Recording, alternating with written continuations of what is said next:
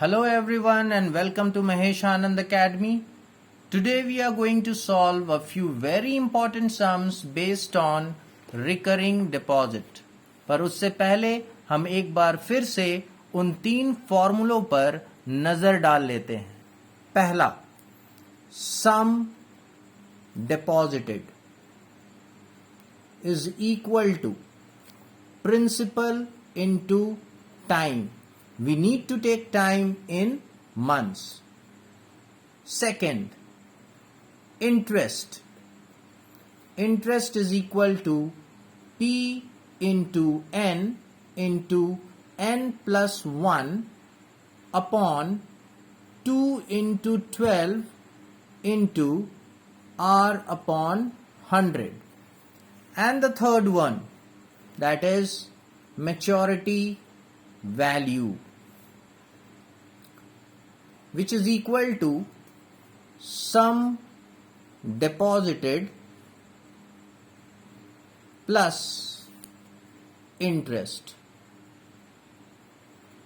Now we have got the formula for sum deposited as P into n, and the formula for interest is P into n plus 1 upon 2 into 12 into r upon 100. So let's get started with the exercise. Question number 1 says, Kiran deposited rupees 200 per month for 36 months in a bank's recurring deposit account. If the bank pays interest at the rate of 11% per annum, find the amount she get on maturity. किरण हर महीने कितने रुपए जमा करती है? That is 200, और उसे हम क्या कहेंगे?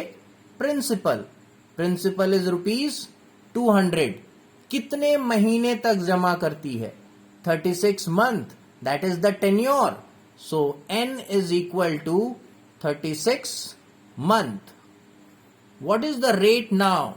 Rate is 11% per annum. So r is equal to 11% per annum. हमें क्या कैलकुलेट करना है? अमाउंट ऑफ मेच्योरिटी, यानी कि मेच्योरिटी वैल्यू. तो सबसे पहले हम कैलकुलेट करेंगे सम deposited.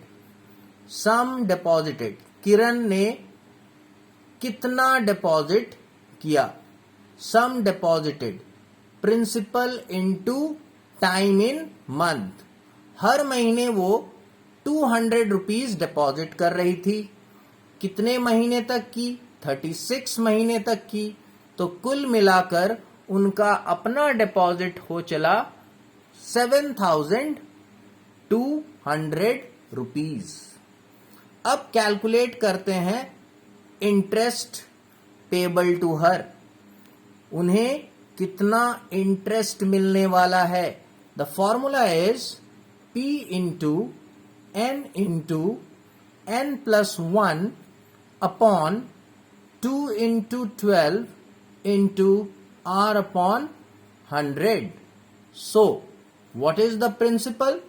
The principal is 200 into the time is 36 month into here n has got the value 36. So 36 plus 1 is 37 upon 2 into 12 into r is 11 upon 100.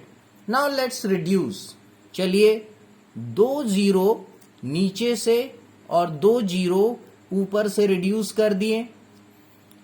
12 3s are 36, 2 1s are 2, 2 1s are 2. तो क्या बचा हमारे पास?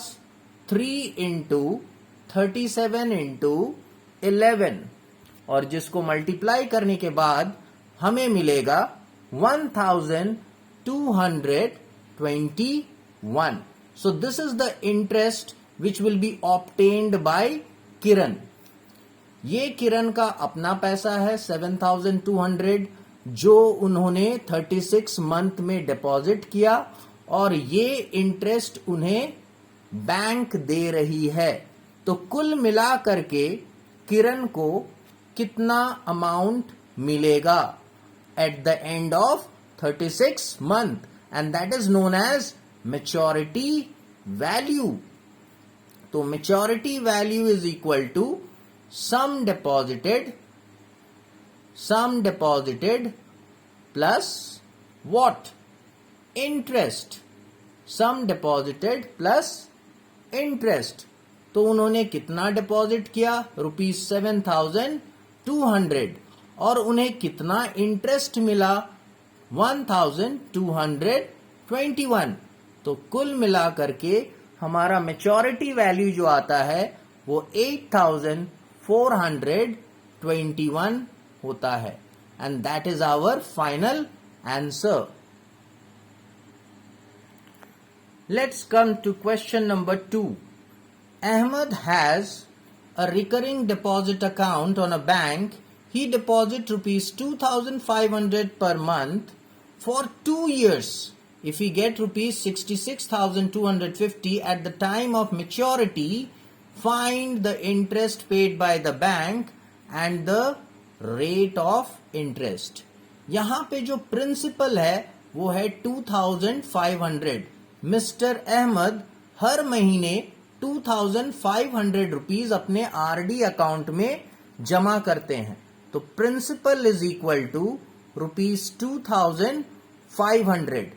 अब कितने सालों के लिए जमा करते हैं? 2 years. 2 years. So time is equal to 2 years. That will be converted into months.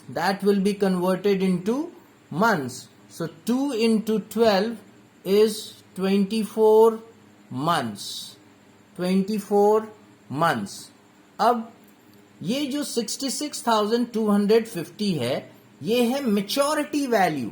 मतलब 2 साल के अंत में मिस्टर अहमद को जो अमाउंट मिलता है वो है 66,250. तो हमारा मैच्योरिटी वैल्यू दिया गया है. Maturity value is equal to ₹66,250. हमें क्या निकालना है? इंटरेस्ट और रेट ऑफ इंटरेस्ट. तो पहले हम निकाल लेते हैं sum deposited. Sum deposited is equal to principal into time in month. So principal is 2,500 and time in month is 24 month. 24. So 2,500 into 24 months will give you what? ₹60,000. ये उनका अपना पैसा है जो उन्होंने 2 years में डिपॉजिट किए हैं.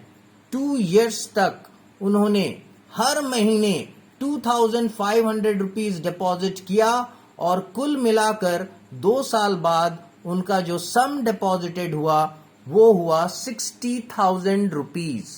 अब इसके बाद इस 60,000 रुपीज पर उन्हें मिलेगा इंटरेस्ट. लेकिन इंटरेस्ट निकालने के लिए हम अब इंटरेस्ट का फॉर्मूला यूज करने वाले नहीं हैं. Interest can also be calculated by maturity value minus sum deposited. आपको मिल रहा है 66,250 रुपीज आफ्टर द मैच्योरिटी. यानी कि टेन्योर के एक्सपायरी होने के बाद, आरडी अकाउंट के टेन्योर के एक्सपायरी होने के बाद यानी कि 2 साल बाद आपको मिल रहा है 66,250. पर आपका अपना पैसा जो जमा था वो था 60,000 रुपीज. तो इनको सब्ट्रैक्ट करने के बाद हमें मिला 6250। तो ये एक्स्ट्रा अमाउंट जो हमें मिल रहा है that is actually the interest. अब हमें फाइंड करना है रेट ऑफ इंटरेस्ट यानी कि स्मॉल आर। तो उसके लिए हम इंटरेस्ट का फॉर्मूला का यूज करेंगे। Interest is equal to P into n plus 1 upon 2 into 12 into R upon 100। हम जान चुके हैं कि what is the interest, that is 6250। So इसके नीचे हम लिखने वाले हैं 6250 इक्वल्स टू प्रिंसिपल हमें पता है 2500 इंटू टाइम हमें पता है 24 और यहां पे 24 प्लस 1 बन जाता है 25 by 2 into 12 into R upon 100। R हमें निकालना है एंड अपॉन 100। अब हम क्या करेंगे, यहां पे रिड्यूस करना चालू करेंगे। सी 12 2s are 24 and 24 from the numerator got reduced. अब 2 zeros from down and 2 zeros from up.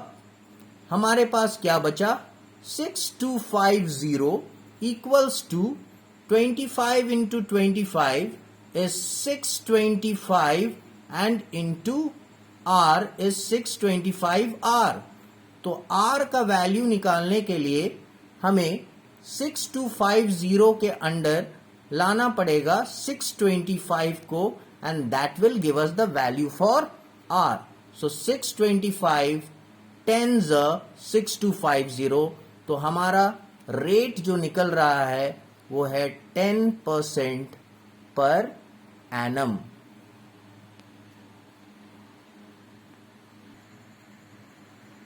Let's see what the third question says. Mrs. Rao has a cumulative deposit account, that means RD account, for 3 years at 7% interest per annum. She receives rupees 7977 as the maturity value after 3 years. Find the monthly deposit. Monthly deposit का मतलब हमें principal निकालना है and the total interest receivable after maturity. तो यहां पे 2 question पूछे गए हैं, एक तो प्रिंसिपल निकालना है और दूसरा हमें टोटल इंटरेस्ट रिसीव किया गया है मिसेस राव के द्वारा, वो भी निकालना है। टोटल इंटरेस्ट निकालना है। तो हमें क्या दिया गया है, हमें दिया गया है टाइम, यानी कि n is equal to 3 years. That has to be converted to month. तो 3 into 12 that is 36 months. और क्या दिया गया है, rate, that is 7% per annum. और इसके अलावा हमें दिया गया है maturity value. Maturity value is equal to rupees 7977। अब हमें निकालना क्या है, हमें निकालना है पहला तो मंथली डिपॉजिट यानी कि प्रिंसिपल, और उसके बाद हमें निकालना है total interest receivable after maturity. हम इस्तेमाल करेंगे मेच्योरिटी वैल्यू का डायरेक्ट फॉर्मूला। तो maturity value is equal to sum deposited, यानी कि हम इसे लिखेंगे P into n, that is sum deposited, plus interest, और इंटरेस्ट का फॉर्मूला होता है P into n plus 1 upon 2 into 12 into R upon 100। अब पुट कर देते हैं सारे वैल्यू। मेच्योरिटी वैल्यू है हमारे पास 7977 इक्वल टू प्रिंसिपल हमें नहीं पता, टाइम है 36 month, plus principal we don't know, so we just copied P, time है 36 month into 36 plus 1 is 37 upon 2 into 12 into r upon 100. अब r क्या है? r क्या है हमारे पास? 7 upon 100. इसे रिड्यूस करते हैं. 12 3s 36, राइट? और कुछ कहीं से हम रिड्यूस कर सकते हैं? बिल्कुल भी नहीं. तो हमारे पास आ जाता है 7977 equal to 36 into P is 36p plus, यहां पे थोड़ा मल्टीप्लाई करना पड़ेगा. 37 into 7 into 3, 37 into 7 into 3 will give us 777p upon 100 into 2 is 200, right? Okay. 7977 copied. यहां पे एलसीएम ले लेते हैं जो कि 200 होगा.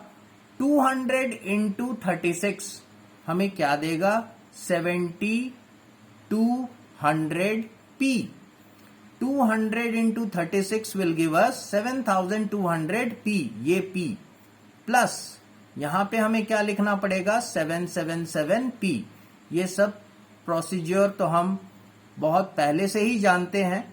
तो 7200p प्लस 777p अपॉन 200. अब हम यहां पे करेंगे क्रॉस मल्टीप्लीकेशन.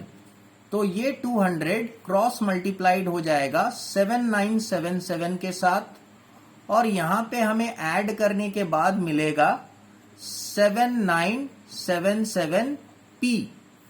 p का वैल्यू निकालने के लिए हमें 7977 को इसके नीचे लेकर के आना पड़ेगा. 7977 into 200 upon 7977 equals to p. तो ये दो हो गए रिड्यूस्ड, और प्रिंसिपल हमारा निकला ₹200.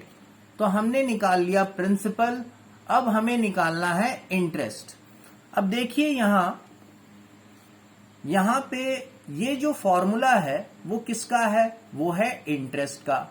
अब इसे ही हम कैलकुलेट करते करते करते करते ऑब्टेन किए थे 777p by 200. So this was our interest in terms of p. p के टर्म में यही हमारा इंटरेस्ट है. This is our interest. तो अगर हम यहां p का वैल्यू डाल देते हैं तो हमें इंटरेस्ट भी मिल जाता है. तो interest is equal to 777p upon what? 777p upon 200. तो 777 इंटू p के जगह में डालेंगे 200 जो अभी अभी हमने निकाला, और अपॉन 200 गॉट कैंसल्ड, और इससे हमें पता चला कि हमारा जो इंटरेस्ट है इस सम के लिए वो 777 रुपीज है. And this sum is also done. Coming to question number 4. Mr. Prabhakar opens a recurring deposit account of ₹300 per month. ₹300 is our principal at 8% simple interest. 8% is our rate of interest. On maturity, he gets ₹9930. 9,930 rupees is the maturity value. Find the period. Period means हमें यहां पे निकालना है time for which he continued with the account. तो हमें क्या निकालना है? हमें निकालना है time. हमें क्या दिया गया है? Principal is ₹300. Rate is 8% per annum, and maturity value is equal to ₹9930. तो हम लोग direct formula for maturity value का इस्तेमाल करेंगे. Maturity value is equal to P into n plus P into n plus 1 by 2 into 12 into R upon 100. हमें maturity value पता है. What is that? Maturity value है 9930 इक्वल टू प्रिंसिपल है 300, time हमें नहीं पता, plus principal is 300 into time यहां पे भी हमें नहीं पता. तो मैं ये ब्रैकेट को ओपन करूंगा. n into n is n square plus n one ज n अपॉन में 2 इंटू 12 इंटू रेट हमें पता है 8 अपॉन 100. थोड़ा रिड्यूस करेंगे. 2 zeros from down, 2 zeros from up. 3 4s are 12 and 4 2s are 8 and 2 got cancelled. तो हमारे पास क्या बचा? 9930 equals to 300 into n is 300n. और यहां पे है n square plus n square plus n. तो यहां पे लिख देते हैं n square plus n. 9930 equals to 300n plus n is 301n plus n square. Now let us shift this one to the right side. So we will get n square plus 301n minus 9930. थोड़ा से हम लोगों ने arrange कर लिया. एक quadratic form of equation हमने obtain कर लिया. क्वाड्रेटिक फॉर्म ऑफ इक्वेशन में जो वेरिएबल्स हैं उन्हें हमने higher order to lower order, higher degree से लोअर डिग्री में अरेंज कर लिया. तो this is our quadratic equation. अब इस क्वाड्रेटिक इक्वेशन को हम लोग मिडिल टर्म फैक्टर में तोड़ेंगे, यानी कि इसे हम ब्रेक करेंगे. हमें ये तय करना है कि ये किसके टेबल में आता है, और जो भी इसका फैक्टर हम लोग चूज करेंगे उन दो फैक्टर को ऐड या सब्ट्रैक्ट करके 301 हमें लाना है. तो सबसे पहला काम हम 9930 का प्राइम फैक्टराइजेशन निकालते हैं. तो 9930 का प्राइम फैक्टराइजेशन पहले 5 से डिवाइड देते हैं. 5 1s are 5, remainder is 4, 4 9 49, 5 9s are 45, remainder is 4 again, 4 3 43, 5 8s are 40 and remainder is 3 3 0 30, 5 6 are 30. उसके बाद फिर ये जाएगा 3 से, 3 6 are 18, 3 6 are 18 and 3 2s are 6. इसके बाद 2 से, 2 3s are 6, 2 3s are 6 and 2 1s are 2. अब ध्यान दीजिए, इन तीनों को मल्टीप्लाई करने पर हमारे पास क्या आता है? 5 3s are 15, 15 2s are 30, right. और यहां पे है हमारा 331. अब गौर फरमाइए कि 331 इंटू 30 अगर आप करते हो तो ये 9930 आ जाएगा. और 331 से अगर 30 को माइनस 331 से अगर 30 को माइनस कर देते हो तो ये मिडिल टर्म आ जाएगा 301. तो हमें मिल गया हमारा answer 0 equal to n square plus, यहां पे 301 को हम लोग कैसे लिखेंगे? 331n minus 30n. इन दोनों को सब्ट्रैक्ट करने पर ये मिडिल टर्म आ रहा है, और इन दोनों को मल्टीप्लाई करने पर ये कांस्टेंट टर्म आ रहा. देखिए, plus into minus will give you minus and 331 into 30 will give you minus 9930. अब हमें फर्स्ट टू टर्म से कॉमन लेने हैं. तो n will be the common. तो 2n में एक n निकाल लेने पर एक n बचेगा, प्लस यहां से एक n निकाल लेने पर 331 बचेगा. यहां से हम कॉमन लेने वाले हैं माइनस 30 को. तो माइनस 30 निकाल लेने पर बचेगा यहां पे n. अगर हम लोग नेगेटिव साइन निकालते हैं तो the sign inside the bracket changes. ये जो नेगेटिव साइन है वो बन जाएगा पॉजिटिव. अगर यहां पे नेगेटिव निकालोगे तो ये साइन चेंज होकर के ब्रैकेट के अंदर आएगा. तो 30 into what will give you 9930. 30 into 331 will give you 9930. इसके बाद फिर हम लोग कॉमन लेंगे इससे और इससे। What is the common? n plus 331। तो n प्लस 331 निकालने के बाद हमें यहां बच रहा है n और यहां से बच रहा है -30। अब दोनों को बारी बारी से 0 के इक्वलाइज करेंगे। तो n plus 331 is equal to 0, n is equal to -331। अब टाइम कभी भी नेगेटिव में नहीं आता है, तो ये हो गया नेग्लेक्टेड। अब दूसरा वाला लेते हैं, n minus 30 is equal to 0, तो n is equal to 30 months. तो ये हो गया हमारा आंसर 30 मंथ्स। जिसे हम ईयर में कन्वर्ट करना चाहे तो इसे हम क्या करेंगे? 30 डिवाइडेड बाय 12। तो ये क्या आ रहा है? 6 by 12। That means 2.5 years।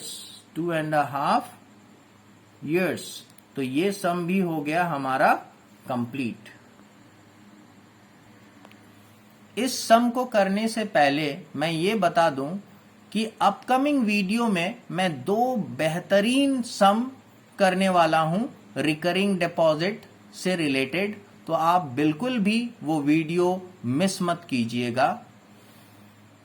Question number 5, mister Sarkar opened a cumulative deposit यानी कि RD account of monthly installment of ₹200। तो हमें प्रिंसिपल मिल गया 200 at 9% per annum simple interest. She earned a total interest of ₹1764। अब ये क्या है? She earned, सॉरी यहां पे है मिसेस सरकार, तो यहां पे होगा she earned a total interest of ₹1764। तो ये क्या है? ये है इंटरेस्ट। ये है interest. She earned a total interest of ₹1764। How many installment did she pay? How many installment? Installment का मतलब हो गया आपको प्रिंसिपल निकालना है। तो गैदर कर लीजिए कि हाउ मेनी इंस्टॉलमेंट का मतलब हो गया आपको टाइम निकालना है। तो गैदर कर लीजिए कि क्या क्या इंफॉर्मेशन आपको पता है। आपको पता है प्रिंसिपल ₹200, आपको पता है इंटरेस्ट दैट इज ₹1764, और इसके अलावा आपको पता है rate that is 9% per annum.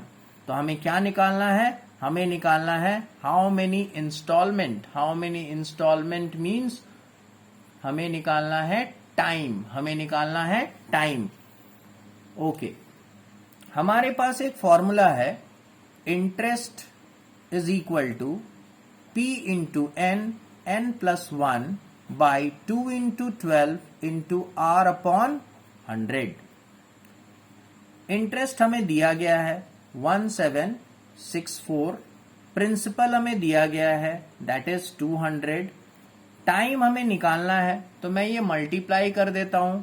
n into n is n square plus n one ज़ n अपॉन 2 इंटू 12 और रेट है 9 अपॉन 100।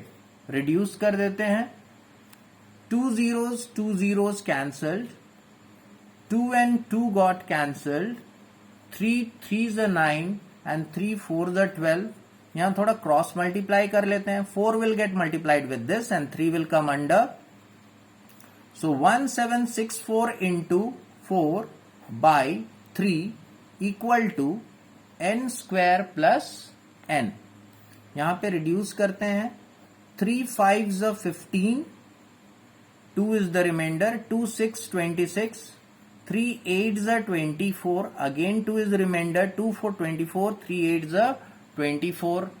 अब 588 into 4 क्या हो जाता है? 588 into 4 is 2352 equal to n square plus n। इसको उधर शिफ्ट कर लेते हैं, n square plus n minus 2352।